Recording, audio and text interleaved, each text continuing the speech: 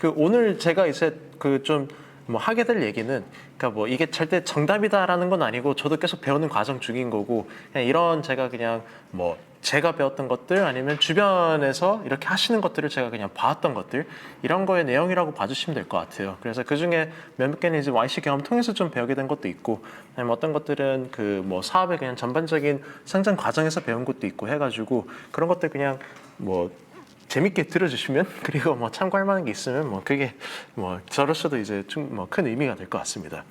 그래서 일단 저희가 YC를 좀 어떻게 하게 됐는지에 대해서 먼저 좀 말씀을 드릴게요.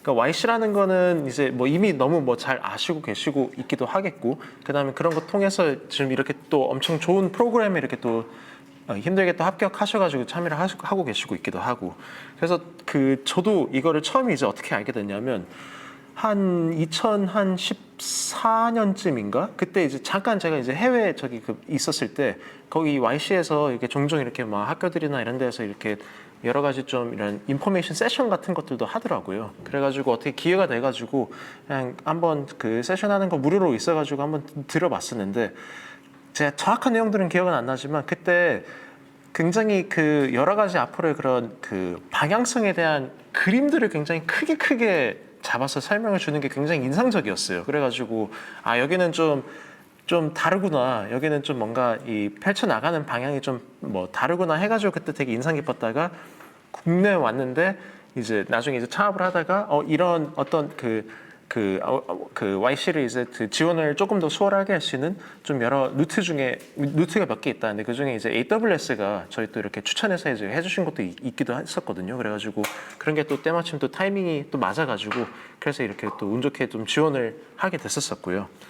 그리고 요거를 이제 하면서 제가 좀 많이 이제 기대를 했던 거는 일단 거기 네트워크가 굉장히 방대하고 뭐 지식이 워낙 또 많이 쌓여 있다 보니까 이런 게 좀 많이 도움이 될 수 있지 않을까 막연하게 좀 그런 기대들이 있었고 그게 나중에는 그래도 어느 정도는 좀 이유했던 것 같기는 합니다. 그래서 그런 것들을 갖고 계속 좀 기회가 이제 있는지를 이제 엿보다가 그러다가 이제 운 좋게 좀 한번 또 지원을 하게 되는 계기가 있었고요. 그래서 나중에 요거 하면서 이제 몇몇 알게 된 이제 그런 뭐 파운더분들도 조금씩 있기도 하고 그 파운더분들의 네트워크도 되게 도움이 많이 되고 있기도 하고 그리고 이분들이 이제 그런 여러 가지 회사 경영 과정에서 뭐 스스로 얘기하는 것도 있지만 YC 이제 들어가게 되면 그 북페이스라는 그 자체 플랫폼이 있거든요. 거기에 엄청난 양의 그런 회사 운영 노하우들의 위키들이 이제 쫙 있어요. 심지어 저도 아직 다는 못 읽었어요. 너무 많아가지고 그냥 필요한 것만 찾아서 보고 있는데 그런 것들이 이제 계속 좀 중간중간 도움이 되면서 그러면서 혹시나 뭐 나중에 또 기회가 되시면 이런 프로그램에 대해서는 얼마든지 한번 시도해 보시는 거를 저도 적극적으로 추천을 드리기는 합니다. 그래서 그 지원 과정에 대해서 아마 뭐 준비들을 하고 계실 것 같아요. 그래가지고 아마 뭐 이게 매번 조금씩 다를 수는 있겠지만 제가 그냥 지내왔던 그냥 과정에 대해서 그냥 말씀을 드린다면 대표적으로는 서류랑 면접 그냥 굉장히 쉽게 보자면 이렇게 딱 두 개로 좀 나눠져 있기는 합니다. 그리고 서류도 아마 혹시나 그 문제지들 보셨나요? 혹시 보실 기회가 있었나요? 그러면 섹션들이 아마 쭉쭉 있었을 거예요. 그냥 회사에 대한 소개와 개인에 대한 소개와 그리고 비즈니스에 대한 소개와 그리고 몇몇 좀 추가적인 그런 약간 함정 퀘스천들 이런 것들이 있었고 저희도 이제 아마 지금도 아마 좀 비슷하기는 할 거고요. 근데 이제 그 과정에서 어떻게 그 내용을 채우면 될지는 제가 뭐 이건 나중에 좀 말씀을 드리겠습니다. 근데 굉장히 그 회사의 그 비전이나 방향성이나 아니면 뭐 그런 것들이 굉장히 클리어하고 나나 팀이 그거를 굉장히 잘 할 수 있고 그게 나중에 어떻게 좀 확장이 잘 되어갈 수 있다 이런 스토리가 클리어하면 그만큼 되게 좀 좋아하는 것 같긴 하더라고요. 그래가지고 그런 것들 나중에 뭐 내용 정리하고 하실 때 그럴 때 뭐 충분히 주변 분들이나 아니면 저나 좀 이런 거는 좀 몇 가지 도움을 드릴 수 있을 것 같기는 하고요. 그게 잘 되면 그러면 이분들이 이메일로 그러면 서류 됐으니까 면접 한번 보자라는 이제 연락을 주게 됩니다. 네. 서류 이제 그 애플리케이션 포맷은 뭐 이랬었고요. 그러면 면접을 이제 뭐 이렇게 붙으면 이메일이 와요. 그러면 언제 좀 이렇게 뭐 세팅해서 날짜는 이제 좀 박혀서 오고 그럼 이거 기반으로 언제쯤 면접을 보자라는 연락이 오고 그러면 그 면접이 제 기억이 맞다면 10분인가? 뭐 굉장히 짧았거든요. 그래가지고 그 짧은 시간 안에 이제 뭐 면접이 진행이 되는데요. 면접이 면접이 이 시간이 짧다 보니까 그냥 딱 들어오면 그냥 지문부터 시작해요. 그냥 어차피 그 내용은 회사 내용은 어차피 그 서류에 이미 다 있었다 보니까 그냥 뭐 어떤 회사인지 알고 뭐 하려고 하는지는 알고 그런데 자기들이 이제 그 서류 내용에서 뭐 좀 불충분하다고 느꼈거나 아니면 모르겠던 부분 그냥 딱 들어오면 인사고 뭐고 없이 그냥 바로 그냥 질문을 시작했던 걸로 기억을 해요. 그게 이제 굉장히 인텐스하게 한 10분에서 15분 사이 정도 그냥 계속 뭐 이거 뭐야? 뭐 질문하면 답하고 이거 뭐야? 그러면 질문하면 답하고 뭐 그런 게 계속 왔다 갔다 하고 알았어, 잘 고마워 끝 뭐 이런 식으로 굉장히 컴팩트하게 진행됐던 걸로 기억하고요. 이거 준비하는 거에 대한 리소스들도 되게 많거든요. 예를 들면 이 저스틴 칸 이 아저씨도 이제 면접 어떻게 준비하면 좋아요 막 이런 이런 컨텐츠들도 계속 좀 많이 만들어 놓은 게 있어요. 근데 이분도 이제 하는 얘기가 뭐 앞서 이제 서류 준비할 때랑 사실 뭐 굉장히 유사하긴 합니다. 어쨌든 내 비즈니스니까 내가 이거를 굉장히 잘 알아야 되는 거인 거고, 근데 내가 이걸 잘 안다라고 증명할 수 있는 방법은 결국은 이거를 뭐 내가 이게 상태가 어때로 그냥 명확하게 얘기할 수 있는 뭐 숫자들이라든가 아니면 뭐 여러 가지 그냥 뭐 상태에 대한 뭐 내용들, 그러니까 이런 것들이 이제 질문들이 이제 계속 들어올 텐데 그냥 뭐 지금 어떻게 되고 있는데 그러면 뭐 잘 되고 있어요 뭐 이런 표현보다는 명확하게 좀 더 뭔가 팩트 기반으로 지금 어떤 상태 뭐 어떻게 규모가 되고 뭐 이래서 뭐 어떻게 되고 있다 이런 약간 좀 더 이제 명쾌한 것들. 그래서 여기 아씨도 처음에 얘기하는 게 너의 매트릭들을 잘 알아두면 좋을 것 같다라고 얘기하는 게 그만큼 얼마나 이 비즈니스에 대해 내가 잘 알고 있는지 이런 것들을 펼치면 좋을 것 같다라고 얘기를 하고, 그 다음에 어쨌든 본인이 이 도메인에 대한 전문적인 사람으로서 이 사업을 시작을 한 거다 보니까 그런 거를 최대한 잘 어필할 수 있는 거. 물론 이제 태도에서도 자신감이 있으면 좋겠지만 그 도메인에 대해서 내가 얼마나 잘 아는지도 계속 더 어필을 할 수 있는 그런 이제 뭐 재료들이 더 있으면 좋고 이런 것들에 대해서도 이제 조언들을 주셨었고요. 그리고 모르는 게 있으면, 그러니까 물론 이제 하다 보면 사업이라는 게 계속 바뀔 수도 있는 거고 하다 보면 계속 배울 수도 있는 거인 건데 그런 이제 확실하지 않은 거에 대해서는 차라리 막 뭔가 우회적으로 자꾸 뭔가 이렇게 변명류의 그런 뉘앙스를 풍긴다기보다는 모르는 건 확실히 이건 모른다. 대신에 이거 모르기 때문에 이거는 어떻게 내가 커버를 할 생각을 가질 것 같다. 그러니까 뭔가 대안들 이 이제 있으면 이런 식으로 그러니까 너무 디펜시브하게 하지는 않은 게 좋을 것 같다. 이런 얘기를 하시는 것도 있고, 그 다음에 아무래도 완전 초기 대부분 지금 초기 상태이실 텐데 그러면 결국에는 초기 사업에서는 한 80% 이상의 비중은 결국은 사람이 제일 중요한 거다 보니까 뭐 개인이나 아니면 팀이나 이 조합이 어떻게 이 사업에 굉장히 얼라인이 잘 되는가 그런 것들 얘기 잘 할 수 있는 것들, 그리고 스케일아웃 할 수 있는 거. 그래가지고 시작이야 얼마든지 지금은 조그마한 가세들을 검증하는 단계 중에 있기는 하지만 그래서 이게 궁극적으로 어떤 그림이 되는 거다. 그냥 이제 비전을 갖고 있는 것들 그런 것들을 잘 얘기하면 좋을 것 같다라고 이 아저씨가 면접 때도 이제 얘기를 하더라고요. 근데 이 서류랑 꽤 많이 겹쳐 있는 것 같긴 해요.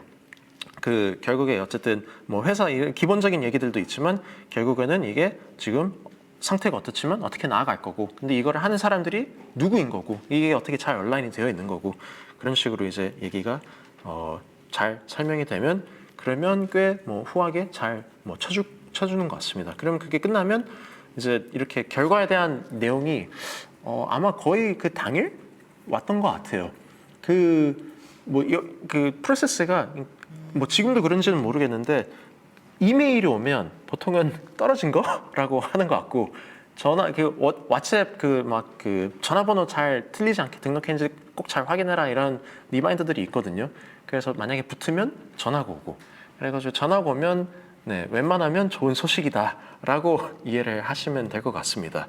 그래서 이렇게로 총 사이클이 이제 하나 끝나게 돼요. 그러면 보통 저희 때도 한 6월 16일에 그 애플리케이션 오픈됐고 뭐 서밋 데드라인 있었고 그 다음에 뭐 마지막 면접 잡고 하니까 이 수개월 동안 이 긴 과정 뭐 단계들은 굉장히 간소하긴 하지만 이 과정이 끝나면 그러면 드디어 뭐 이런 좋은 결실을 좀 맺을 수 있는 단계에 오게 됩니다.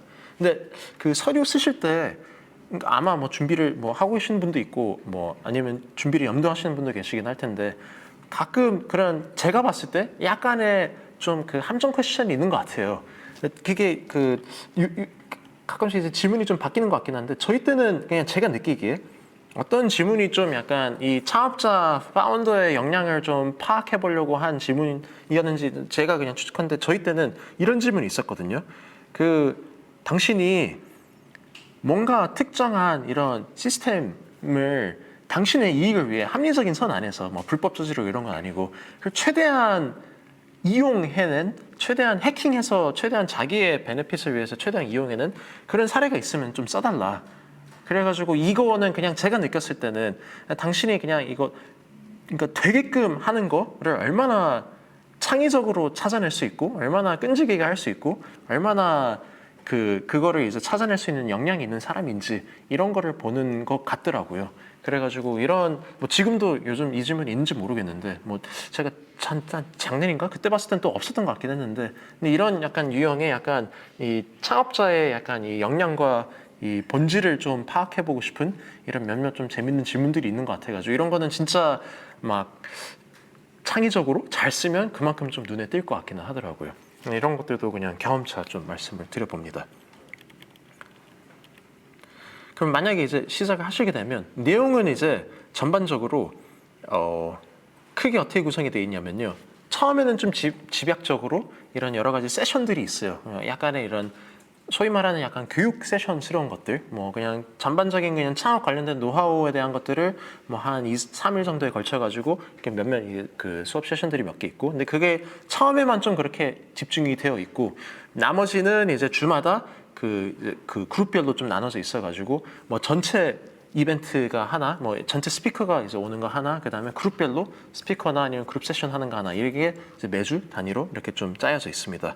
그리고 저희 때는 이제 이런 전체 세션들 하시는 분들이 뭐 에어비앤비나 뭐 티치나 뭐 브렉스나 스트라이프나 뭐 드랍박스나 이런 분들이 오셔가지고 얘기들을 하시더라고요. 근데 이분들이 하는 얘기가 무슨 뭐 사업은 어떻게 해야 되는가 막 그런 구성이라기보다는 좀 더 약간 캐주얼한 나는 경험들이 이랬어 막 그리고 뭐 중간에 좀 Q&A 받고 좀 이런 좀 더 약간 좀 더 라한 얘기들 이런 거 위주로 좀 세션들이 진행이 되더라고요. 그리고 이거는 YC 프로그램 제가 하면서 느낀 거긴 한데 일반적으로 저희가 약간 엑셀러레이터라고 하면 굉장히 뭔가 막 계속 쉴 틈 없는 뭔가 막 세션들이 있고 이걸로 막 계속 뭔가 지식을 막 주입을 받고 막 이런 걸로 저도 처음에 그냥 막연하게 생각을 했었는데 생각보다 되게 쿨하더라고요. 생각보다 그냥 이 포맷은 이렇게 있고 막 그러니까 정형화된 건 있고 근데 우리가 뭐 너 다 막 엄청 챙기는 건 아니야. 너가 얻고 싶은 게 있으면 그만큼 너가 적극적으로 해야 돼.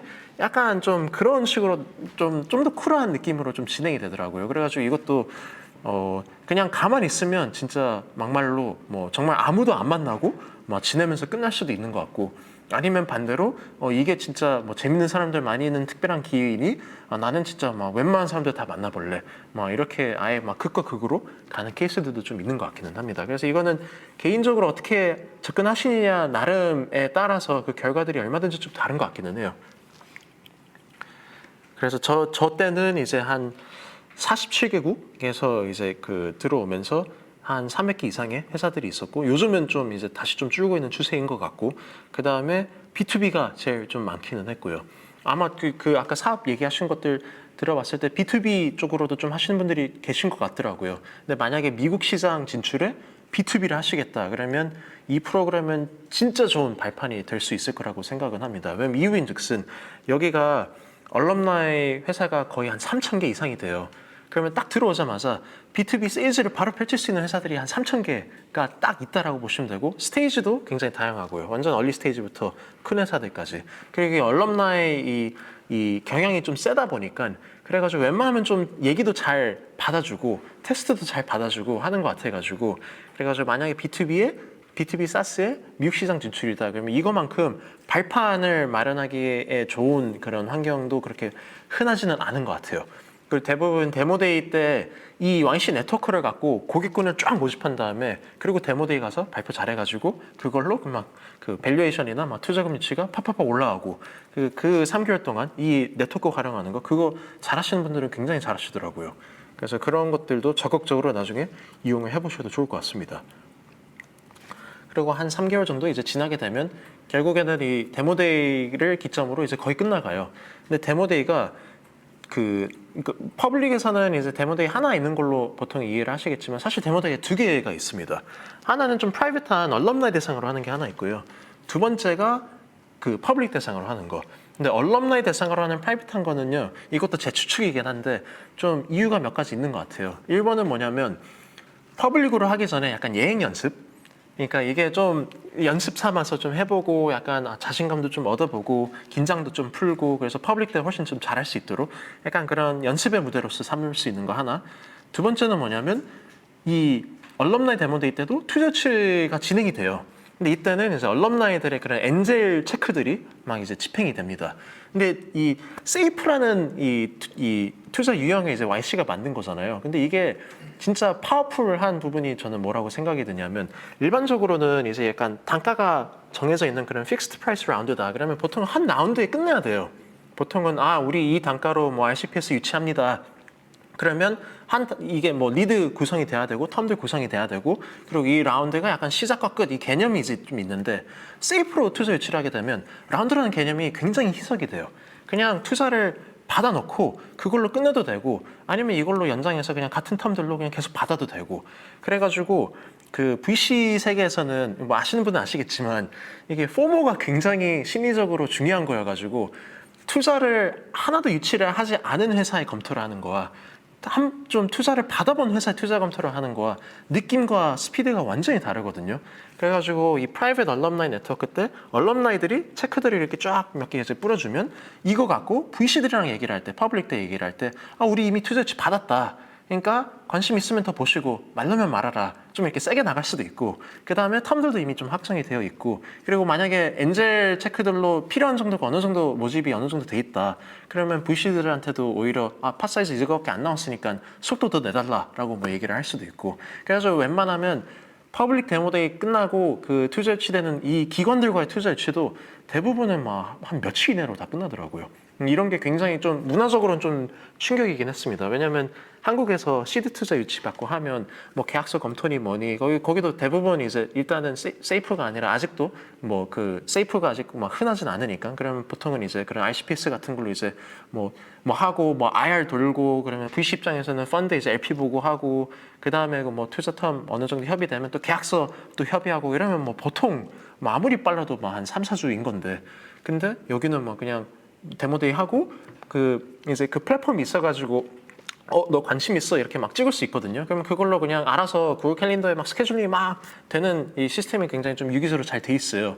그럼 만나고 거의 그냥 바로 결정들을 막 하세요. 그러면 오케이 너 뭐 얼마 유치하려고 하는데 뭐 세이프 뭐 텀들은 뭐였는데 그럼 우리 이렇게 할게 하고 끝. 거의 그냥 그래서 진짜 빨리 유치하는 분들은 어떤 분들은 데모데이 끝나기 전에 이미 라운드 끝나고요. 어떤 분들은 데모데이 끝난 이후에 한 며칠 이내로 그냥 막 몇 밀리언 정도가 막 쪼쪼쪼 막 모집이 되고요. 그리고 이 데모데이 퍼블릭 데모데이에도 투자자들이 거의 그때도 제가 줌 들어갔을 때 그냥 접속되는 사람만 거의 한 4천 막 이랬거든요. 그러니까 기관 수로 보면 좀 더 작긴 하겠지만 그만큼 이 커버리지가 어마어마하게 넓어가지고 그래가지고 굉장히 이 투자 유치 때는 엄청나게 스타트업 입장에서 이 퍼블릭 데모데이는 굉장히 강력한 무기로 활용할 수 있는 되게 좋은 기회이긴 합니다. 그래서 이런 것들도 YC 뭐 결국에는 자기들이 먼저 투자하고 이게 계속 이제 올라가는 거니까 궁극적으로는 자기를 위한 거긴 한데 근데 스타트업 입장에서 이런 것들이 굉장히 잘 활용될 수 있는 이런 시스템을 잘 체계적으로 만들어 놨더라고요. 이런 게 굉장히 좀 인상적이긴 했습니다. 그래서 이제 YC 일을 하고 YC 통해서 좀 배우는 거나 아니면 YC 이후에서 이제 YC 덕분에 좀 배우는 거나 이런 것들이 좀 뭐가 있었나를 그냥 제가 좀 정리를 해봤었는데 이 대표적인 게 결국에 아까 저희 뭐 서류나 뭐 면접서부터 시작이 되는 거지만 어쨌든 파운더로서 굉장히 긴 여행을 지금 설계를 염두를 하시면서 지금 시작을 하신 거인 거잖아요. 처음 시작은 이렇게로 조그마한 가설 검증을 시작을 하는 거지만 결국에는 이게 어떻게 될 거다.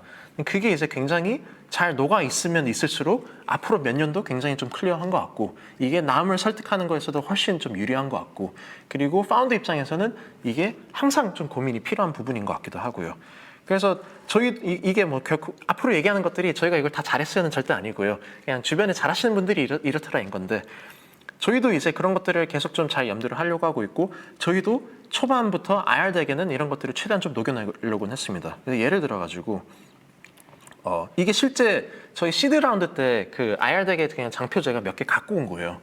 그러니까 이게 지금은 저희가 시작을 할 때는 참고로 그러니까 미국으로 먼저 좀 말씀드리면 저희 하는 사업은 참고로 저희가 이제 스타트업들의 그런 증권 관리, 뭐 주주명부부터 그 관련된 이제 뭐 주총 이사회, 뭐 투자계약서상, 뭐 동의권, 뭐 영업보고 등등 스타트업 사이드는 이런 기능들, 그게 이제 GP 사이드랑 연계돼서 펀드 관리 기능들, 이게 이제 저희 비즈니스인데 시작은 에퀴티 매니지먼트, 이 스타트업과 VC 사이드 이쪽을 우리가 먼저 시작을 한다. 근데 그게 나중에는 VC랑 LP 사이드로 확장이 될 거다. 그리고 나중에는 스타트업 VC, LP가 다 연계가 되면 이게 굉장히 이제 공통의 그런 금융 인프라가 될 거다. 그런 금융 인프라 바탕으로 새로운 버티컬도 뽑아낼 거다. 이제 그게 이제 저희의 스토리였던 거인 거거든요. 그렇지만 시작은 일단은 이 앞단에 이 발행사와 VC 사이에 이런 데이터로서 그리고 이런 그 운영의 편의로서 우리가 시작이 필요하다. 그래서 우리는 여기에 시작을 한다. 이런 이제 스토리로 좀 얘기를 했던 거였었어요. 그리고 때마침 해외는 이런 좋은 선례들이 있지만 해외는 이렇게 뭐 스타트업 투 VC 투 LP 심지어 이미 다 이어져 있는 10년 전에도 이미 이뤄진 이런 좋은 사례들이 있고 좋은 플레이어들이 있고 이들이 증명한 비즈니스적인 기회들이 있고 근데 한국에서는 저희가 19년도 이제 8월에 시작을 했는데 스타트업부터 VC는 아예 아무것도 없다. 아예 뭐 엑셀밖에 없다. 근데 이거는 이제 우리가 한번 시작을 해본다. 근데 VCLP는 이제 오래된 ERP 툴이 있긴 하다. 근데 이렇게 연계되어 나가면 이게 시너지가 좀 날 것 같다. 이런 식으로 이제 셀링을 하고 좀 피칭을 했었어요. 물론 이거를 이해를 해준 분도 있고 이해를 안 해준 분도 있긴 합니다. 이해를 안 해주는 VC를 만난다고 해서 결코 상심하실 필요는 없는 것 같고요. 저희도 이 과정에서 뭐 여러 예스와 더 많은 노우들도 저희도 이제 겪어봤고 근데 그건 어쩔 수 없이 그냥 VC를 찾아가는 그냥 핏을 맞는 VC를 찾아간 단계일 뿐인지라 이게 뭐 결코 사업이 좋다 나쁘다 이런 인디케이터로 꼭 막 강력하게 삼으실 필요는 없는 거인 것 같고 근데 그렇다고 이 비전을 그래도 다듬을 필요는 없는 거냐는 절대 아닌 것 같기는 하고요. 그래서 이런 것들은 잘 염두를 하시면 좋은 것 같고 이거는 절대 막 타이밍이 뭐 있는 건 아닌 것 같아요. 그냥 이때쯤 찍으면 그 다음부터 이때 미래 플랜을 짜볼까 이런 일만 좀 늦는 것 같고 그냥 항상 약간 큰 그림을 생각하시는 거는 항상 평소에도 염두가 되면 좋을 것 같습니다. 이것도 이제 저희가 추가적으로 좀 얘기 더 했던 것들인 거예요. 그러니까 비즈니스 영역으로는 이렇고, 근데 이 프레임을 우리가 어떻게 쓰는 거다에 대해서 그냥 저희는 좀 어떻게 좀 더 셀링을 했었냐면, 결국에는 저희는 핀테크다 보니까, 핀테크의 전체 프레임을 보면, 결국에는 자산의 유형들이 있고, 그리고 그 자산들의 라이프 사이클들이 있다. 우리는 시작은 이 증권 쪽, securities, 요걸로 우리는 먼저 시작을 한다. 그리고 securities와 관련된 이슈언스와 매니지먼트로 우리는 시작을 한다. 왜냐하면 뭐 그런 그 여러 가지 이제 그 비상장 증권 자산 그리고 펀드 조합 지분 자산 이런 걸로 이제 우리가 시작을 하는 거다 보니까 이쪽으로 사이드로 우리가 시작을 하지만 결국에는 이게 확장에 대한 기회들을 우리는 어떤 프레임으로 찾을 거냐면 이 접점들 예를 들어 가지고 증권과 관련된 거는 결국에는 캐시가 먼저 선행이 돼야 되고 그럼 그런 거에 대한 플로우들 그 다음에 이 발행과 소유에 넘어서서 결국에는 그 흐름도 필요하다 보니까 그때는 이제 여러 가지 유동화 이런 식으로 우리는 계속 접점도 기회가 볼 때마다 찾을 거다 이런 프레임과 그 다음에 저희는 일단 그 비즈니스 투 비즈니스로 시작하는 거로 이제 접점을 잡았지만 나중에는 비즈니스 안에서 그러니까 예를 들어 가지고 저희가 처음 시작은 스타트업 투 VC 연계가 저희가 초점이었지만 나중에는 하다 보니까 스타트업 안에서도 본연의 굉장히 불편한 그 오퍼레이션들 이런 걸로도 저희가 이제 점점 확장이 되어가고 그 다음에 비즈니스 투 컨슈머 저희가 나중에는 아예 예를 들어 스톡옵션 관리다. 그러면 막 뭐 토스나 뭐 당근마켓이나 뭐 수백 명, 수천 명 이런 분들은 아예 회사 혼자 쓰는 게 아니라 스톡옵션 관리 프로그램을 도입을 하게 되면 임직원분들도 이제 다 초대를 하게 되고 이런 식으로 우리는 플로우를 짜나가는 거를 염두를 하고 있다. 뭐 이런 얘기들도 이제 저희가 좀 했었었고 그리고 이제 그런 토대를 갖고 어느 정도 이제 약간 공통의 그런 인프라가 이제 깔리게 되면 그때 이미 검증된 여러 그 금융시장에서의 다른 이제 버티컬들 이런 것들을 우리가 더 해나가겠다. 그게 뭐 대표적인 게 그런 뭐 커스토디언 서비스라든지 아니면 그런 평가 서비스라든지 사무수탁이라든지 뭐 이런 것들이 연계되는 게 다 엄청나게 많다. 그래서 이렇게 계속 뻗어나갈 거예요. 뭐 이런 큰 그림들을 이제 저희가 매번 기회가 있을 때마다 정리를 하고 좀 피칭을 했던 것 같아요. 그래서 이런 거는 뭐 잘 되면 될수록 좋은 것 같고 이거는 뭐 저희보다도 훨씬 잘하는 분들도 분명 또 많기도 하고요. 또 제가 이제 느꼈던 게 시간이 그리고 아까 말씀드린 것처럼 평소에 그냥 질문 있으시면 언제든지 그냥 편하게 주셔도 됩니다. 그러니까 요거는 이제 그림을 얘기하는 거 요거는 이제 뭐 물론 이것도 말은 쉽지 물론 하는 거는 또 많은 고민이 필요하긴 할 테고요. 근데 이거를 또 이제 현실 세계에서 이행을 하는 거, 우리가 이런 걸 또 이행을 잘 할 수 있어요. 혹은 이렇게 세팅한 방향성이 맞는지 틀린지를 빠르게 판단을 할 수 있어요. 이런 것들을 어필을 잘 하는 것도 굉장히 또 큰 도움이 되는 것 같더라고요. 예를 들어가지고 없는 시장에서 우리가 시작하는 게이기 때문에 우리가 일단 시장을 만들어야 돼요. 와 있는 시장에서 우리가 이렇게 침투를 해가지고 시작을 할 거예요. 와 완전히 다른 스토리이고 완전히 다른 필요한 스킬셋이 다르다 보니까 그래서 그런 것들을 우리가 어떻게 이런 이행에 있어서 어떤 전략을 갖고 어떤 역량을 갖고 이행을 할 것인지 이런 것들도 잘 또 이제 외부에서 궁금할 수도 있고 이거는 심지어 추후 약간 시니어 리더십 채용하실 때 이런 스토리가 또 항상 또 필요하기도 하고 그래서 이런 것들을 우리가 얼마나 잘할 수 있는지 이런 것들도 잘 갖춰지면 좋은 것 같기는 하더라고요.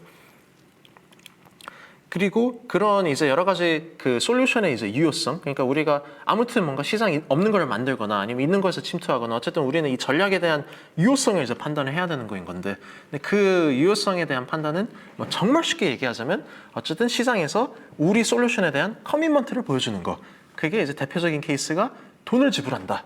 그러니까 우리 솔루션에 대해서 그래 이거 맞아. 그러니까 나는 너가 맞는 말을 하는 거야 라는 증명의 표시로 나는 너에게 돈을 줄게. 제일 대표적인 케이스.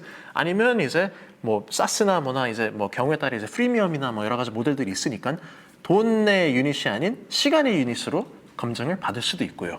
근데 이제 대신 그러면 이제 그 내부에서 이제 그런 매트릭스들 이제 챙기실 때 뭐 돈이다 그러면 뭐 제일 대표적인 게 뭐 ARR이나 뭐 레베뉴의 성장이나 이런 거겠지만 그런 게 아니다. 그러면 이제 뭐 그런 유저와 그런 뭐 체류와 뭐 리텐션과 뭐 그런 것들 이 이제 그런 다른 방면으로 좀 이제 이 커미먼트가 얼마나 들어오고 있는지를 볼 수 있는 이제 방법인 것 같고요. 그래서 그런 것들로 우리는 이런 거를 어떻게 이 솔루션의 유효성을 우리는 확인할 것이다. 그리고 이걸 우리가 어떻게 전략적으로 잘 이행을 할 것이다. 이거는 이제 비즈니스마다 너무 다른 것 같긴 해요.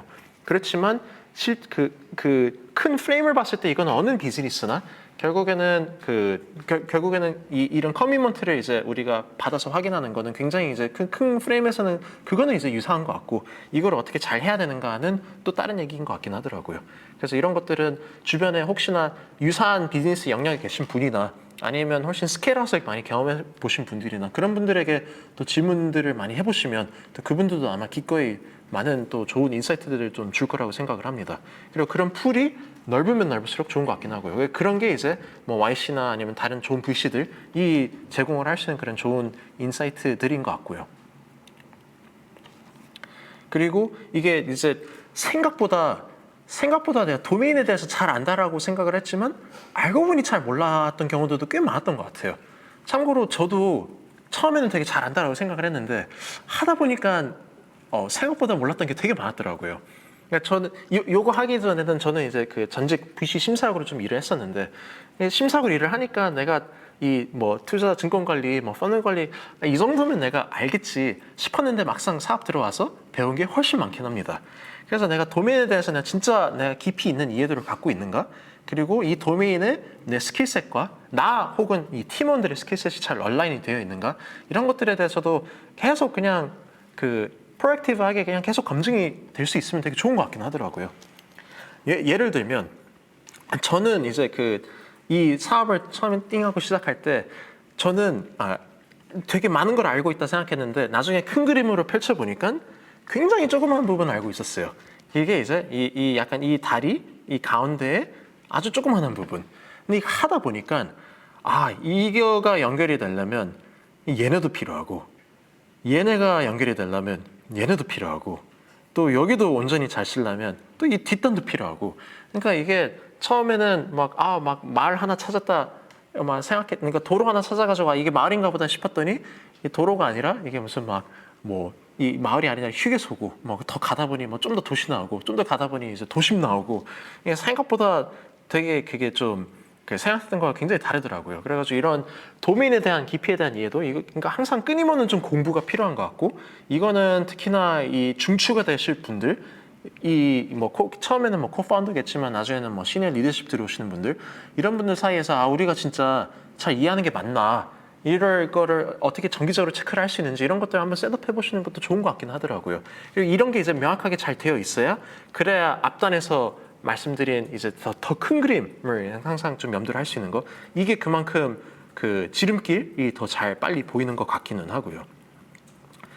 그리고 저도 이제 이 사업이라는 게 저도 뭐 어떻게 보면 처음이고 그 안에서도 B2B는 저도 더더욱 처음이었고 그래서 이 하다 보니 그냥 대충 글로만 알던 것들은 이제 그냥 뭐 이 실질적으로 이제 접했을 때 이때는 또 많이 다른 것 같긴 하더라고요. 그래가지고 항상 이 도메인에 대해서 배우는 거는 물론 뭐 책이나 뭐나 뭐 조언이나 이런 것도 도움이 되긴 하지만 결국은 실질적인 경험이 제일 좀 우선시 되는 것 같고 그런 경험을 위해서 좀 빠른 액션들이 있으면 좋은 것 같기도 하고요. 그래서 저도 하다 보니까 뭐 예를 들면 그러니까 B2B는 그냥 추상적으로 뭐 B2B, B2C 뭐 아니 B2G 그냥 뭐 개념적으로만 알고 있었지 B2B도 하다 보니까 이 안에도 그냥 B2B 또한 굉장히 추상적인 그냥 굉장히 큰 하이레벨 뿐이고 그 안에서는 세그먼트들이 되게 다르더라고요. 그 안에서 뭐 SMB냐 아니면 뭐 엔터프라이즈냐 이게 이것도 이제 하다 보니까 그냥 저희는 이제 그 약간 관계없이 쭉 만나왔는데 그러다 보니까 이제 느끼게 된 게 이 확실하게 약간 이 세그먼트들이 다른 것 같다. 뭐 예를 들어 가지고 물론 이제 나눈 방법은 다양할 수 있습니다. 이게 뭐 그 체크 사이즈를 얼만큼 낼 수 있냐, 예산이라는 게 얼마나 있냐, 혹은 뭐 인원수가 얼마냐. 이건 이제 비즈니스마다 다를 거예요. 근데 그 안에서 결국에는 큰 프레임으로 봤을 때는 이런 이제 요소들을 갖고 자기의 도메인 안에서 이런 세그먼트를 좀 나눌 수 있는 것 같긴 하더라고요. 근데 제가 느꼈을 때 특히나 이제 B2B는 제일 큰 거는 이 의사결정권자가 누구냐. 그러니까 이 큰 기업 엔터프라이즈면 의사결정권자가 그냥 일반적으로 저희가 생각하는 약간 뭐 스타트업에 판매할 때 뭐 굉장히 다르고 그 다음에 여기 의사결정권자 그리고 그 예산이라는 존재가 굉장히 다르고 그러니까 예를 들면 저희가 그냥 일반적으로는 뭐 사스 구매할 때 필요하면 바로 사고 막 이런 거였는데 엔터프라이즈 가 보니까 내년도 예산이라는 게 있고 이걸 정하는 시기가 있더라고요. 이때 못 맞춰서 셀링 못하면 그냥 1년이 날아가는 거더라고요. 그런 것도 하면서 막 배운 거예요. 그러면 B2B 세일즈는 이게 고객 세그먼트가 그러니까 뭐 자기 이제 사업 영역에 따라 다 다르겠지만 우리는 뭐를 좀 중요한 요소를 생각을 해야 되겠구나. 그럼 그 안에서 세그먼트 나누지만 세그먼트마다 우리가 들어가야 되는 전략이나 타이밍이나 시점이나 이런 게 다 다르구나. 아니면 네트워크 필요한 게 다 다르구나. 하다 보니까 굉장히 이제 막 많이 저희도 삽질 많이 했는데 하다 보니 이제 많이 배우게 되더라고요. 근데 결국에는 이 또한 도메인에 대한 만약에 이해도나 이 깊이가 아마 좀 더 있었으면 그 삽질을 많이 좀 줄였을 것 같은데 이거를 하다 보니 이제 배우게 돼가지고 좀 시간은 좀 더 걸렸던 것 같기는 합니다. 그리고 어쨌든 결국에는 윈윈 이어야 되는 거인 거잖아요. 그러니까 우리가 이제 판매를 할 때마다 우리가 손해를 볼 수는 없는 거고 우리 고객이 손해볼 계약을 할 일도 없는 거인 거고 그럼 결국엔 서로 윈윈이 되는 교집합을 이제 잘 찾아야 되는 건데 이 또한 도메인을 잘 알면 그만큼 그 교집합을 찾는 그 방법에 대해서 훨씬 좀 빨리 잘 배울 수 있는 것 같긴 하더라고요. 근데 이것도 그냥 큰 프레임으로 보면 어쨌든 우리가 이 서비스 제공하기 위해 우리는 얼마를 투자할 의향이 있는가 저쪽도 이거 서비스를 구매하기 위해 얼마를 낼 의향이 있는가 이 또한 이제 돈일 수도 있고 시간일 수도 있고 그냥 그 교집합 잘 찾는 거 큰 프레임으로는 그렇긴 하지만 말은 쉽지만 도메인에 대한 이해도나 깊이에 따라서 이것도 얼마든지 좀 형태가 좀 바뀌는 것 같긴 합니다. 네. 그리고 또 제가 느낀 거 그리고 이거는 진짜 이래서 그 연세 창업가가 잘하는구나 라고 그냥 더 확실하게 와닿은 거는 얼마나 이 경험의 폭이 넓은지 근데 이게 스스로가 그 경험의 폭에 중추가 될 수도 있지만 스스로가 좀 부족한 부분이 당연히 얼마든지 있을 수 있기 때문에 내가 부족한 부분은 그 팀원분들이랑 합쳐가지고 그래서 이 전체를 봤을 때 우리가 얼마나 이 다양한 패턴들을 받는가 그게 되게 또 중요한 것 같더라고요. 그리고 많은 패턴들을 보아온 사람들이 이렇게 모여 있으면 진짜 강력한 것 같기는 하고요. 이유인즉슨 그러니까 성공이라는 게 이 또한 말은 쉽지만 결국에는 어쨌든 매번 그냥 돌이켜 봤을 때도 어쨌든 매번 그때그때 내가 최상의 선택을 했다. 그러면 그게 결국은 성공이라고 생각을 하거든요. 근데 최상의 선택이 무엇이냐는 이제 그때그때 알 수는 없는 거인 거고 근데 그거를 만약에 많은 패턴들을 이제 알고 있는 상태에서 최대한 높은 확률로 매번 찍을 수 있으면, 그러니까 100%라는 건 없지만 그래도 매번 높은 확률로 최상의 선택을 한다면 그러면 성공에 제일 근접한 지름길로 가는 거라고 생각을 하거든요. 그렇기 때문에 그런 것들을 결국에는 할 수 있으려면 이 성공의 확률, 이 매번 선택마다 예를 들어 우리 지금 시니어 리더십 뽑을 거야 말 거야, 우리 피벗 할 거야 말 거야, 우리 뭐 이번에 우선순위 여기로 뭐 찍을 거야 말 거야, 이런 여러 가지 선택들 굉장히 이제 앞으로도 많이 펼치시게 될 텐데, 이런 노하우가 있는 분들이 많으면 많을수록 틀린 선택을 할 확률은 줄어들 테고, 그리고 그런 것들을 더 빨리 쌓아나가면 쌓아나갈수록 어쨌든 앞으로 하시는 거에 있어서도 경쟁이 있을 확률이 그거는 거의 100%일 텐데, 그러면 결국에는 경쟁을 이기는 거에 있어서는 빠른 스피드이다 보니까 삽질을 그만큼 줄이면 줄일수록 어쨌든 우리는 궁극적인 길을 더 빨리 갈 수 있는 거다 보니까 그런 거를 얼마나 잘 할 수 있는 팀인가 또 굉장히 중요한 것 같기는 하더라고요. 그래서 이런 것들을 이제 이런 패턴에 대한 습득, 물론 개인이 성장하면서 여러 가지 이제 지식을 뭐 이렇게 습득을 하는 걸 수도 있지만, 그게 아니라면 팀원이나 아니면 외부의 사람, 그래서 나중에 이제 파트너가 될 여러 가지 뭐 VC들이나 이런 사람들이 그래서 더더욱 더 중요한 것 같고요. 이 합집합으로서의 이 지식의 범위, 이게 굉장히 중요한 것 같고, 그리고 합집합으로서의 그 네트워크의 범위 또 되게 중요한 것 같긴 하고요. 특히나 이제 B2B를 하게 됐을 때는 이 네트워크가 있고 없고가 굉장히 다른 것 같긴 하더라고요. 인상 깊었던 최근의 얘기 중에 하나가 B2B 그러니까 세일즈 조직을 이제 리딩하셨던 분이 이제 세일즈 점검 회의 정기적으로 하는 거, 뭐 주간 회의 아니면 뭐 매일 뭐 스탠드업 하는 거, 이때 그 특정 이제 딜을 놓고 봤을 때 꼭 이제 팔로우업을 하는 팩터 중에 하나를 당신 지금 우리가 지금 의사결정권자랑 얘기하고 있냐 안 하고 있냐, 이거를 꼭 체크를 잘 한다라고 하시더라고요. 근데 의사결정권자일수록 보통은 좀 높은 사람일 거고, 근데 그 사람한테 우리가 막 처음부터 콜드콜해서 막 사원 레벨부터 해서 뚫고 올라가는 거야. 누가 그냥 바로 소개해 주는 거야. 그거는 어마어마한 시간의 차이가 있기 때문에 이 네트워크도 굉장히 사업에 있어서 굉장히 중요한 것 같긴 합니다. 근데 이게 꼭 세일즈뿐만 아니라 나중에 뭐 파트너십이든 아니면 혹여나 나중에 약간 뭐 이런 정책적인 영역을 다루는 게 뭐 생기신다, 그럼 여러 대관에 있어서든 이런 것들이 굉장히 앞으로 중요하게 될 거여 가지고, 처음부터 이런 고급진 네트워크 쌓는 거는 물론 어려우니 적어도 이 네트워크를 소개해 줄 수 있는 뭐 팀원이라든가 아니면 외부의 이해관계자라든가 이런 분들을 얼마나 잘 쌓느냐 나름으로 또 사업의 그 성장 속도도 굉장히 달라지는 것 같긴 하더라고요. 네, 그래서 그러면 우리가 이런 것들을 소개해 줄 수 있는 사람, 좋은 사람 어쨌든 뽑아야 되는데 이거를 보는 눈이 있어야 사실 잘 뽑을 수 있는 거인 거잖아요. 그리고 그냥 단순히 봤다고만 해서 끝나는 게 아니라 이 사람을 결국 우리 편으로 만들어야 되는 건데, 그러면 그런 설득의 기술. 근데 설득도 그래서 약간 돌아서 이제 보게 된다면 이게 결국 다 엮여 있는 건데, 그 비전에 대한 셀링. 그래서 특히나 이제 좋은 사람들은 사실상 그 사람들은 굳이, 그러니까 예를 들어 우리 회사로 오게 된다. 그럼 그 사람 입장에서는 굳이 온 거라고 저는 생각을 하거든요. 능력자들은 언제 어디든 갈 수가 있어요.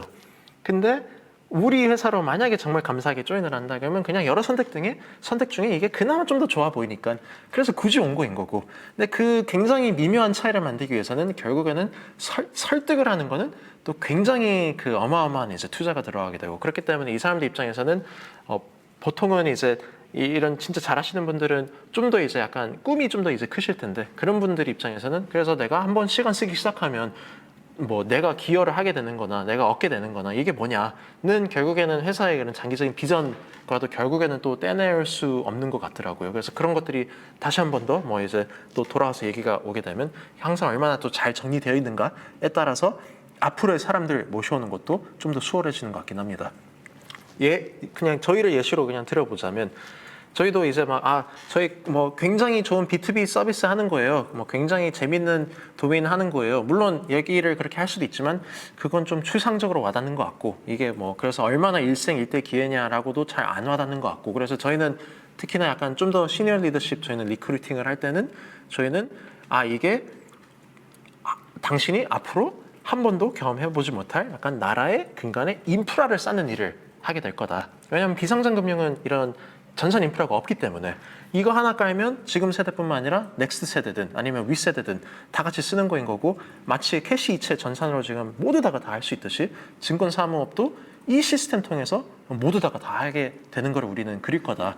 당신이 언제 나라의 고속도로 한번 깔아보겠나. 이런 게 진짜 그런 큰 기회인 것 같다. 뭐 예를 들어 트래픽 큰 사업하는 거 이런 거야 뭐 얼마든지 여러 개 할 수 있고, 아니면 뭐 돈 많이 버는 사업 그런 것도 얼마든지 유형이 많을 수 있겠지만, 이런 진짜 실질적으로 내가 어디 가서 야 내가 진짜 역사적인 일을 해봤어 이런 거는 기회가 몇 없을 텐데, 이런 거는 그런 기회 중 하나인 것 같다. 이런 식으로 저희는 뭐 예를 들어서 포장을 하기는 하고요. 먹힐 때도 있고 안 먹힐 때도 있긴 합니다. 그런데 그런 뭔가 무기는 필요한 것 같아요. 이게 단순히 이제 뭐 사람 모셔올 때도 아니고 나중에 투자를 칠 때도 필요한 부분인 것 같기는 하고요. 그래서 그런 이제 사람들 뽑는 거는 또 아까 말씀드린 것처럼 이 사람들은 굳이 여기 온다 이다 보니까 그 설득의 그 기간과 이 사람들이 또 웬만하면 또 중요한 데 짱 박혀 있어요. 그렇기 때문에 또 움직이는 것도 쉽지도 않아요. 그래가지고 이 사람들은 저희도 제가 이제 복귀를 해봤을 때 진짜 우리 필요했던 중추적인 역할을 했던 분들은 평균적으로 1년 걸렸던 것 같아요. 평균적으로. 그냥 만남부터 설득하고 이 사람이 오고, 뭐 좀 빠르면 1년 좀 더 긴 케이스는 한 1.5년, 뭐 2년, 뭐 거의 그 정도 걸렸던 케이스도 있었었고요. 그래가지고 이 나중에 제가 더 뒤에 얘기할 이제 조직에 대한 얘기긴 하겠지만, 미리 약간 그러니까 이 장기적인 그 회사의 이제 비전과 이제 같이 엮이는 부분인데, 만약에 우리가 한 이 정도 모습이면 그때는 조직 모습이 한 이 정도 될 것 같고, 그때는 약간 중추적인 역할 이런 게 필요하니, 이런 거 우리가 지금 빈 구멍들은 역산해봤을 때 이때부터 찾아야겠다라는 게 그림이 있으면 이런 리크루팅도 훨씬 미리 좀 대응을 하실 수가 있을 것 같아요. 이거는 제가 사업하면서 저도 몰라가지고, 이거 아무도 얘기해준 사람이 없어가지고 이런 거 미리 하셔라라고 얘기해준 사람이 없어서 저도 이제 굉장히 좀 아쉽고 후회하는 부분이긴 한데, 만약에 다시 사업을 하게 되면 진짜 중추 역할, 우리가 나중에 뭐가 필요할까 어느 시점에, 그러면 만약에 예를 들어가지고 우리가 예를 들어가지고 CRO가 필요하다, Chief Revenue Officer가 필요하다. 얘는 이때쯤에 진짜 약간 매출 스케일링, 극대화 찍어야 되는 시점이 올 것 같다. 그럼 이런 사람이 이게 지금으로부터 한 3년 후이니, 그러면 적어도 내가 2년 후부터는 이 사람 찾기 시작해야겠네. 아무리 늦어도. 이런 게 이제 좀 그림이 그려지는 것 같더라고요. 그렇게 있으시면 좋고, 그리고 평소에 사람 많이 만나시면 좋은 것 같고. 그래서 보통 그런 얘기들을 많이 들어보셨을 것 같아요. 파운더 일이 나중에 가면 25%에서 50% 사이는 맨날 리크루팅 하는 거 많이 한다. 그때는 그냥 들으면 그냥 그런가 보다. 근데 뭐 때문에 그럴까 이제 와닿진 않았는데, 막상 이제 이런 걸 겪어보니까 미리 후보자 찾고 미리 또 찾아도 얘기도 1년씩 걸리고 하니까 그래서 시간이 오래 걸리는구나, 이런 게 이제서야 좀 와닿더라고요. 그래서 그런 거를 이제 미리 약간 그림을 짜놓으시면 분명히 또 도움이 많이 되실 거고요.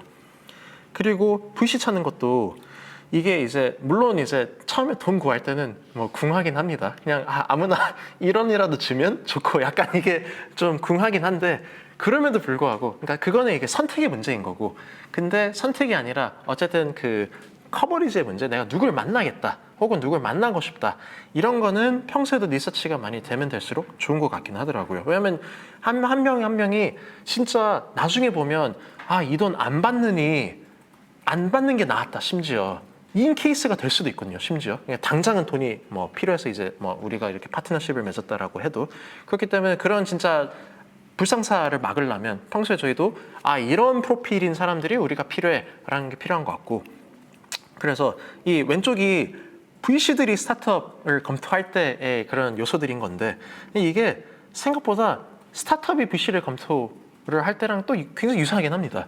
그러니까 예를 들어가지고 VC가 당신들 팀 이력 뭐냐, 당신들 그래서 이 사업에 있어서 당신들 이 백그라운드가 적합하냐 안 하냐는 반대로 스타트업도 VC한테 물을 수 있어야 되는 것 같아요. 그러면 반대로 당신 심사학들은 이력이 어떠냐, 그 심사학들은 우리 도메인 알기는 하냐, 이런 도움 우리가 받을 수 있는 거냐, 반대로 물을 수 있어야 되는 것 같고요. 유저들 누구냐, 그럼 반대로 그럼 당신 포폴사든 누구냐, 당신 유저는 확보 어떻게 하냐, 반대로 그럼 당신은 투자치 건 딜 어떻게 확보하냐, 그냥 똑같은 것 같아요. 좀 비즈니스다 보니까 큰 그림으로는 이런 것들도 저희도 파악을 할 수 있어야 그만큼 저희도 나중에 좋은 VC를 선별할 수 있는 이 안목이 생기는 것 같기는 하고요.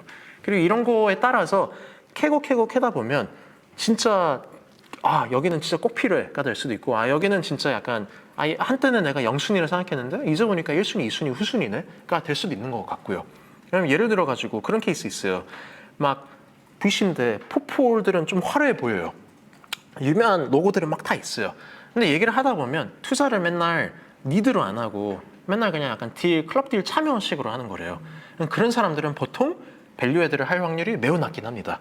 그러니까 단순히 그냥 껍데기로 보면 이런 좋은 투자들을 했구나, 그럼 뭔가 도움이 되겠구나 싶었는데 알고 보면 그냥 남들이 만들어 놓은 딜에 그냥 약간 숟가락 얹는 거. 그럼 그런 사람은 솔직히 도움이 많이 안 될 거거든요. 근데 그런 것들도 이제 저희가 미리 파악을 할 수 있어야 이제 좋은 거인 거고. 그리고 나중에는 이제 결국에는 이제 창업을 하시는 과정에서 그런 행정적인 실무 관련해 가지고 앞으로도 맞이하시게 될 뭐 그런 어려움과 고민들이 엄청나게 많으실 거예요. 하물며 사람 잘못 뽑는 일도 100% 생기실 텐데, 사람 잘못 뽑았을 때 내가 어떻게 해야 되나, 이거를 알려줄 수 있는 사람과 못 알려주는 사람도 이 우리가 받는 밸류에 대한 퀄리티가 극명하게 차이가 납니다. 저도 이제 해보면서 다 배운 거거든요. 근데 저도 이제 이전에 심사할 때 이제 회사에서, 그러니까 포트폴리오사 대표님들이 막 이런 고민들을 털어주세요. 잘못 뽑았는데 어떻게 해야 되죠? 막 어떻게 잘 헤어져야 되죠? 저도 안 해봤기 때문에 제가 할 수 있는 얘기는 뭐였냐면, 글쎄요, 잘 얘기해보면 되지 않을까요?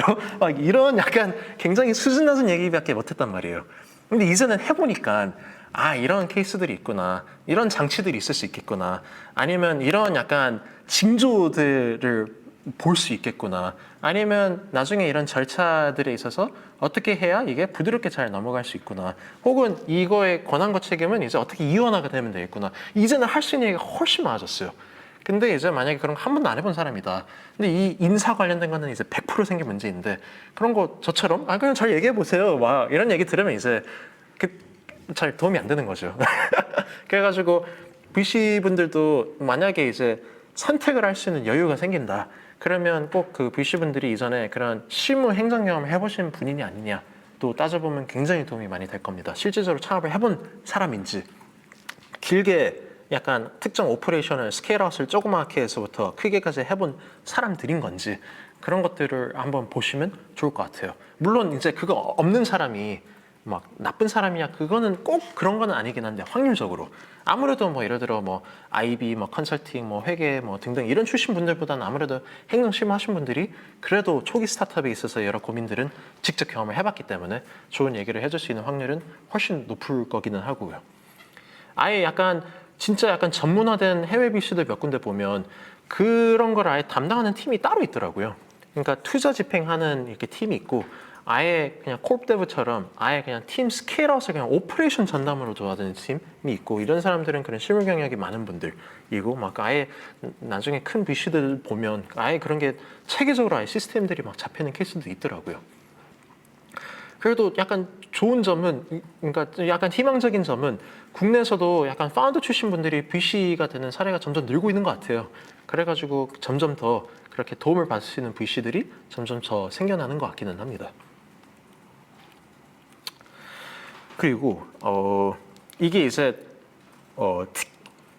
회사를 어쨌든 창업을 하시면 지금이야 사람이 별로 없으시다 보니까 실무를 하는 거, 뭐 PMF 찾는 거, 뭐 이런 게 굉장히 많은 거에 이런 일이 이제 굉장히 많은 시간에 대부분 있을 거예요. 근데 사실 크게 놓고 보면 앞으로도 영영 5년, 10년 후에 뭐 3명짜리 팀, 5명짜리 팀으로 운영을 하실 게 아니라면 사실은 경영이라는 거의 개념이 필요한 거인 것 같고, 경영이란 무엇인가? 또 저도 이거 사실 누가 알려준 게 한 명도 없었습니다. 이것도 되게 아쉽기는 해요. 근데 좀 더 이제 약간 이거 해본 사람들의 얘기를 들어보면 그때부터는 좀 더 이제 얘기가 들어오는 것 같긴 한데, 막상 처음에 막 투자 받고 했을 때 이런 거 알려주는 VC는 그렇게 많지는 않았던 것 같기는 해요. 오히려 약간 YC 이제 막 얼럼나이 분들, 막 많은 우여곡절 겪으면서 스케일아웃 하신 분들, 오히려 그런 분들의 경험이 이런 거에 저는 훨씬 도움이 많이 됐고, 근데 이런 거를 처음부터 얘기해 준 사람은 없어가지고 저도 여러 가지 이제 삽질의 그런 그 경험들이 있었고, 어쨌든 처음 시작은 조그마하시겠지만 언젠가는 창업자 개인으로서 역할이 진화가 되어야 될 거란 말일 거예요. 이 계속 그냥 실무를 하실 게 아니라면. 제 생각에 실무를 해야 되는 케이스는 그냥 명확한 것 같아요. 이거를 해줄 사람이 회사에 아무도 없다. 그러면 내가 땜빵한다. 저는 그게 실무를 해야 되는 유일한 이유라고 생각을 하고, 근데 만약에 나보다 개발 더 잘하는 사람, 나보다 세일즈 더 잘하는 사람, 나보다 뭔가 XXS를 더 잘하는 사람 있으면 그분이 해야 더 맞는 거인 거죠. 그리고 그 사람들이 계속 찾아와야 되는 거인 거고, 안 그러면 자꾸 내 역량으로 회사의 전체 아웃풋이 계속 병목이 걸리기 때문에, 그렇기 때문에 이런 게 필요한 것 같고, 저도 이제 제 VC 심사하기 전에는 저는 또 그 전에는 이제 개발자로 일을 했었거든요. 그래서 처음에는 프로그래밍은 제가 좀 이제 주도적으로 하긴 했는데, 나중에는 이제 저도 이제 개발하다가 VC 하다가 돌아온 거다 보니까 저도 이제 개발 실력이 많이 녹슬었단 말이에요. 원래 뭐 엄청 잘하는 사람도 아니기도 했고.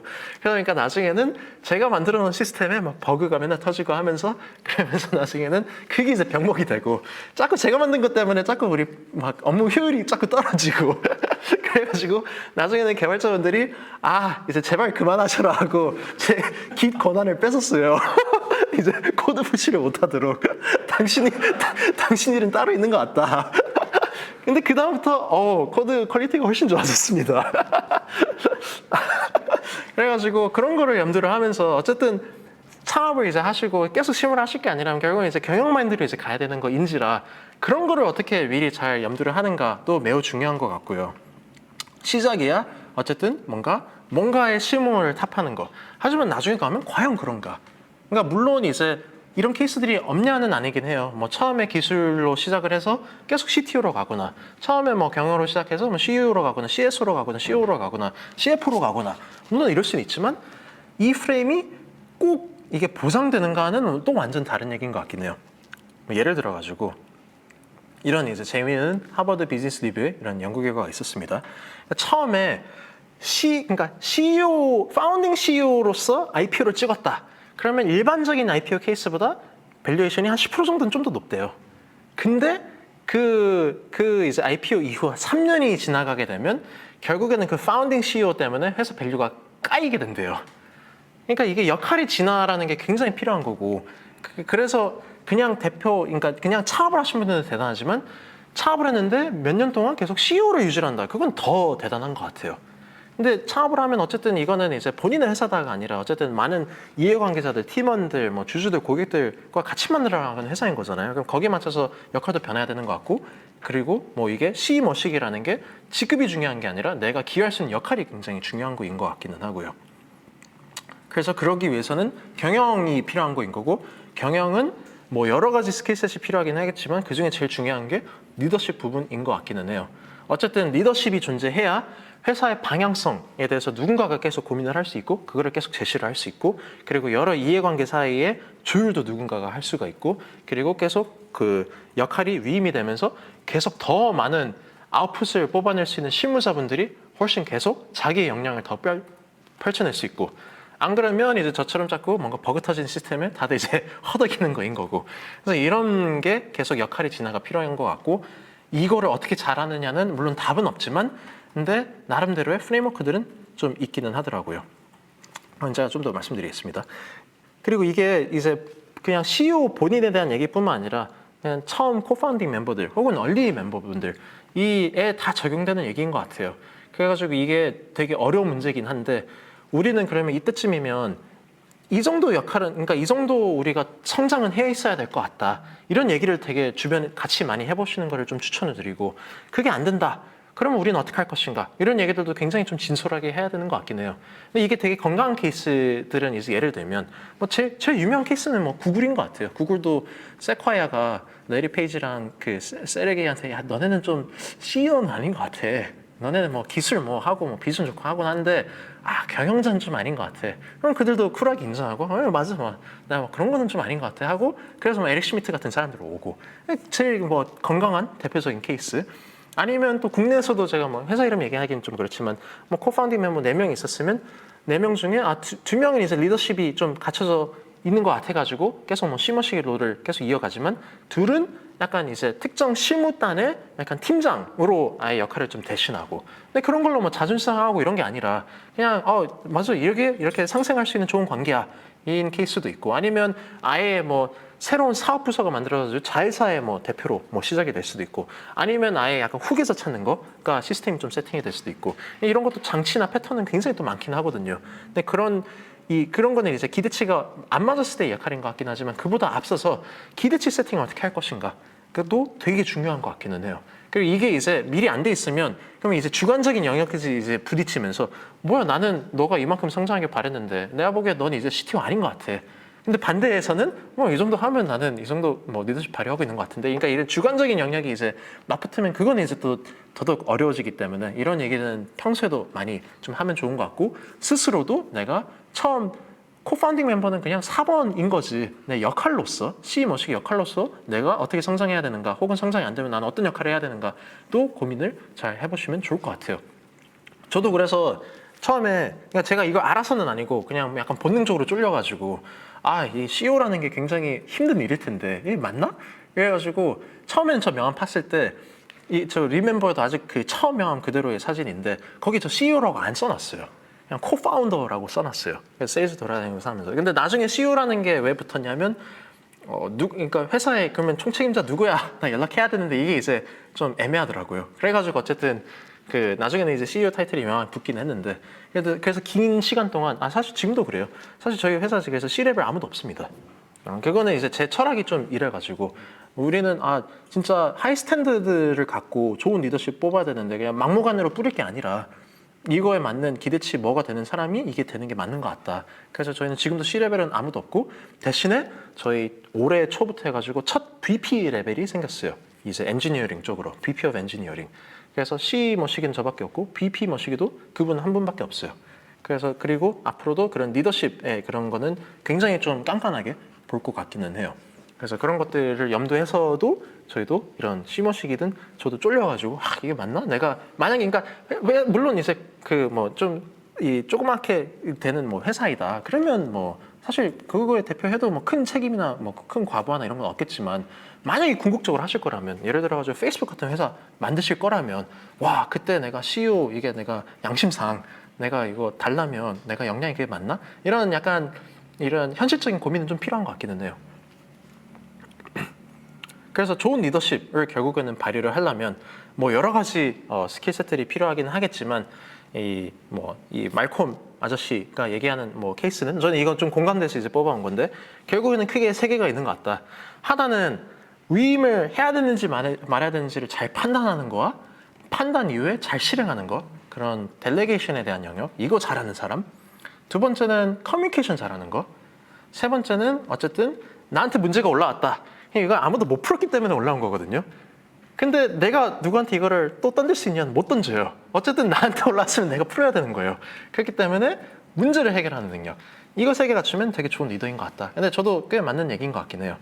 근데 이제 2번, 3번은 그냥 개인 역량으로 충분히 좀 이제 진화를 해나가는 게 그렇게 뭐 길이 안 보이냐 이거는 아닌 것 같긴 해요. 그거는 이제 계속 부딪히고 하다 보면 노하우도 생기고 패턴도 생기고 근데 더 어려운 건 1번인 것 같아요. 1번도 언제 어떻게 위임해야 되느냐에 대해서 아무도 알려주지 않은 것 같습니다. 아무도.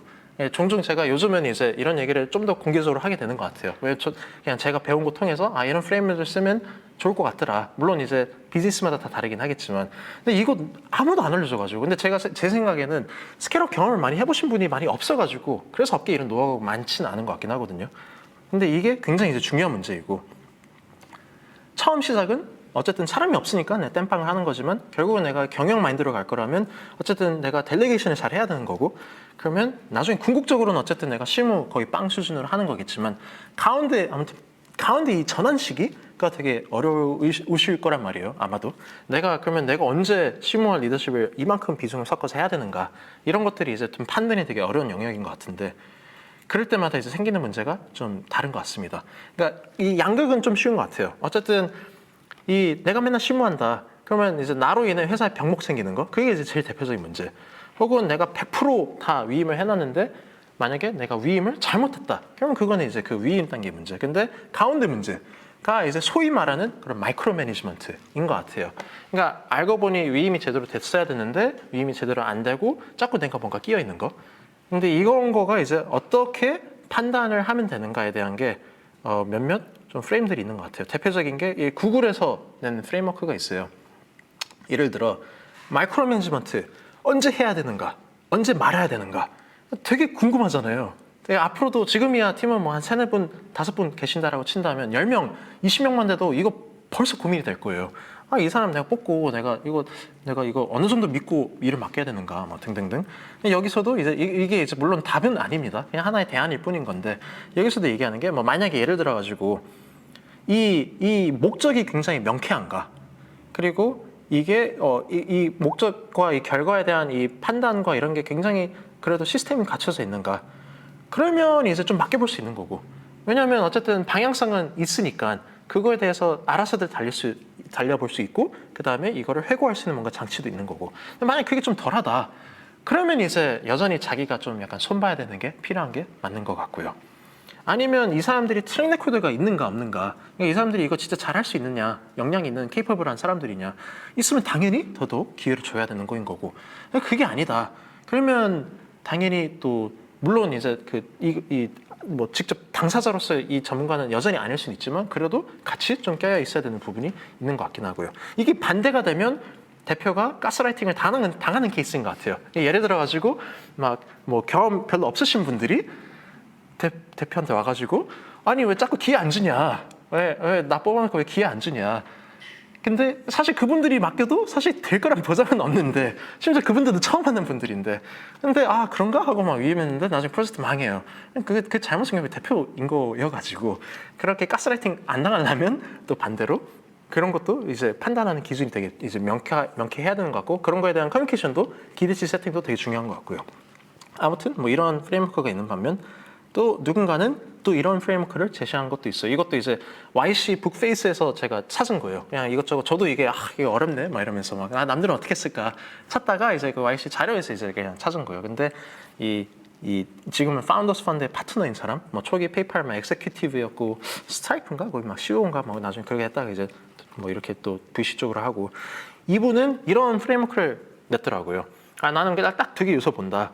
나는 이제 리스크랑 이 확실성. 그러니까 리스크는 이거를 했을 때 이게 그래서 이 결과물이 얼마나 어떤 임팩트를 낼 것인가에 대한 그 리스크적인 부분과 그래서 내가 이 결정하는 게 내가 확실하냐 불확실하냐. 이건 진짜 될 것 같아. 이거는 될지 안 될지 모르겠어. 이 2개 축 놓고 보는데 만약에 리스크는 굉장히 큰데 확실하다. 그러면 이건 내가 무조건 한다. 확실하니까. 그렇지만 리스크는 이제 불확실한 거고. 그렇기 때문에 이게 결국에는 만약에 잘못된다. 책임도 내가 져야 되는 거고. 근데 잘 될지 안 될지 모르는 거를 내가 남한테 맡길 수도 없는 거인 거고. 그런 거는 이제 무조건 내가 한다. 근데 리스크는 낮은데 그러니까 이게 뭐 해서 뭐 실패도 그만, 성공해도 그만. 근데 약간 확실하지도 않고 그럼 이런 거는 이제 남에게 기회를 준다. 그들이 찾고 근데 뭐 잘 돼도 좋은 거, 뭐 잘 안 돼도 뭐 감당할 만한 거, 뭐 이런 거다 보니까 나는 이런 프레임워크로 한다. 뭐 이런 케이스도 있더라고요. 이것도 그냥 참고용인 것 같아요. 그냥 그 각 사업과 각 이제 그 구성원의 이 어떠냐에 따라서 물론 어떤 프레임워크를 가지냐는 다 각자 나름이 될 것 같기는 합니다. 그래서 이거를 얼마나 잘 하냐에 따라서 굉장히 팀이 빠르게 스케일아웃이 될 수도 있고 아니면 굉장히 느리게 천천히 제자리 걸음을 할 수도 있고 그래서 이런 안목도 결국엔 필요한 거인 건데 그러니까 이게 결국에는 실무를 많이 해봤거나 경험을 많이 해봤거나 약간 이 도움에 대한 이해도가 있거나 그래야 결국에는 이런 판단을 하기가 훨씬 수월한 것 같아요. 그리고 이런 판단을 해서 전달을 하는 거에 있어서도 설득력이 훨씬 있는 것 같고 왜냐하면 이거 예를 들어가지고 이 일은 뭐 너가 해 내가 해 뭐 이런 얘기를 할 때도 왜 그렇게 정했어요? 라고 했을 때 내가 적어도 이렇게 해봤고 이런 내 경험의 틀이 있었고 이런 판단의 기준들이 그래서 생겨났고 그래서 이대로 판단을 해본 거다라고 얘기를 하면 할수록 상대방들도 그렇구나 이번에 하시죠 아니면 이번에 그래서 오케이 그러면 내가 하겠습니다 이게 이제 좀 훨씬 잘 되는 것 같거든요. 그래서 결국에는 개인의 성장이 되게 중요한 것 같고 결국에는 뭐 그런 사업적인 거나 테크적인 것도 항상 그래서 같이 또 공부도 많이 해야 되는 것 같고 저도 뭐 개발은 이제 손으로는 이제 안 하고 있긴 하지만 그래도 예를 들어 뭐 프레임워크 뭐 도입한다라 하면 저도 대충은 찾아보고 뭐 코틀린 넘어간다네 뭐 스프링으로 넘어간다네 저희는 장고 베이스여가지고 그럼 이런 시스템으로 가는구나 MS 이렇게 가는구나 뭐 데이터 프레임워크 이번에 에어플로우 도입한다네 이런 대충 이런 시스템이구나 저도 이제 공부 같이 하기는 하고 그럼 저도 이제 판단에 있어서 같이 얘기를 해야 되는 거니까 그리고 이게 이제 잘 되면 그리고 그 남 누군가 이제 모셔올 때도 굉장히 그분을 잘 활용을 할 수가 있고요.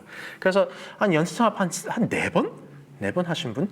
이분이 이제 창업을 요이땅하고 저희랑 이제 비슷하게 했던 걸로 기억하는 한 사례가 이제 하는 회사가 있는데 그분은 저희보다도 뭐 비슷한 시간 안에 뭐 인원 구성은 막 수백 명이 되고 뭐 매출도 막 한 수백억이 되고 막 엄청 빠르게 스케일업 하신 분이 있으시더라고요. 근데 그분은 그러니까 시작하자마자 약간 이제 저나 일반적인 케이스와 달리 저나 일반적인 케이스는 이제 시작당하고 막 계속 실무하면서 PM을 찾고 막 이걸 막 스스로 했다면 그분은 그건 내가 하는 거 아니고 나는 그거 잘할 사람들 모셔올 건데 하면서 이미 연쇄 창업 한 4번 했다 보니까 네트워크도 빵빵하신 거예요. 그래서 이 도메인에서 뭐 개발 잘하는 사람, 뭐 마케팅 잘하는 사람, 뭐 세일즈 제일 잘하는 사람, 뭐 등등등 뜨드드득 찾아가지고 뜨드득 모셔온 다음에 여러분들이 하시면 됩니다 하고 그걸로 그냥 사업이 바바바방 크더라고요. 그것도 되게 인상적이었는데 그래서 결국에는 그런 걸 하려면 어쨌든 스스로의 그 경험의 폭도 되게 넓어야 되는 것 같긴 합니다. 네, 거의 마지막인데요. 그래서 이런 것들이 물론 이제 앞서 말씀드린 것들이 이제 다 중요한 요소들이긴 하지만 그거 이제 근간이 필요한 것 같아요. 결국에는 이제 어쨌든 이런 거를 행할 수 있으려면 아무튼 개인으로서 어떻게 자세를 잡고 있어야 되는가. 물론 이것도 답은 아니긴 합니다. 근데 제가 주변에 그냥 잘하시는 분들 봤을 때 좀 이런 특성이 있는 것 같더라. 특정 프레임워크에 사로잡히지 않는 것 같아요. 진짜 잘하는 분들은.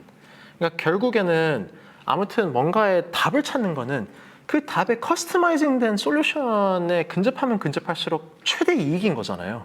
근데 그걸 이제 매번 못하니까 우리가 프레임워크 잡고 그냥 이렇게 끼워 맞추는 선택들을 하게 되는 건데 근데 YC 이제 프레지던트였던 샘 알트만도 자기가 얘기하기는 진짜 잘하는 사람들은 되게 모순적이더라.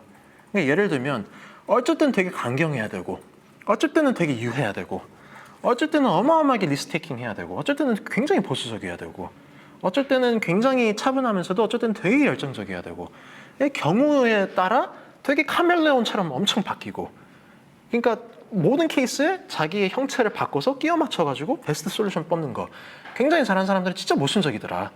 그러니까 저도 되게 맞는 얘기인 것 같더라고요. 저도 되게 공감이 많이 되고 아마 본능적으로 이미 그러고 계신 부분이 분명히 있을 거예요. 뭐 예를 들어가지고 사업을 이끌어 나가신 거는 이거는 굉장히 공격적으로 하고 계실 겁니다. 하지만 런웨이 챙기는 거는 굉장히 보수적으로 하고 계실 거예요.